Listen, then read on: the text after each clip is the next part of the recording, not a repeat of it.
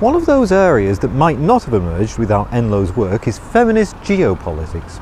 By using the work of Enloe, a new generation of scholars was able to create a new feminist geopolitics, one which didn't just add women onto geopolitics and history, but one which Dowler and Sharp describe as giving us a lens through which we can see the disenfranchised in their everyday lives.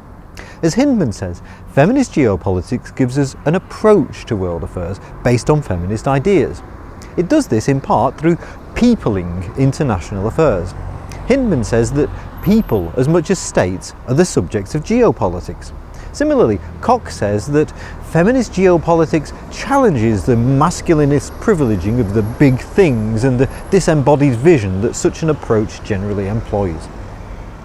Feminist geopolitics then looks at the geopolitics of the everyday, or the banal geopolitics that had otherwise been ignored by conventional works on international affairs.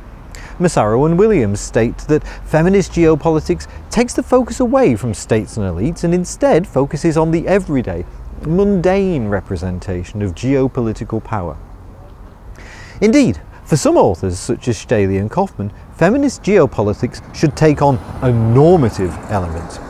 If you want to rework the political, then you need to be committed to social change. So, where does all this leave us? Well, let's go back to those learning outcomes at the beginning. First was the importance of feminist approaches to politics. Feminist approaches are vital, as they're able to look at world politics through an entirely different set of lenses.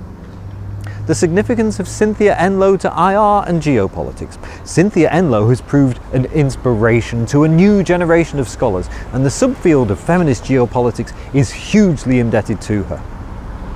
The subject matter of feminist approaches, well, feminist approaches to IR and geopolitics don't just look at women as leaders, as some naive understandings of feminism might assume. Rather, they look at the ways in which women engage in, are fundamental to, and are exploited by the international system.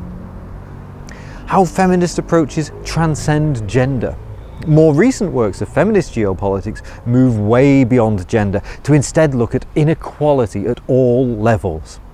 Finally, the methods taken by some scholars. Perhaps most controversially, for some scholars it's not enough to just describe politics, but you also need to be committed to change politics.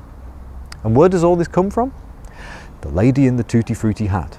Americanos tell me that my hat is high because I will not take it off to kiss a guy.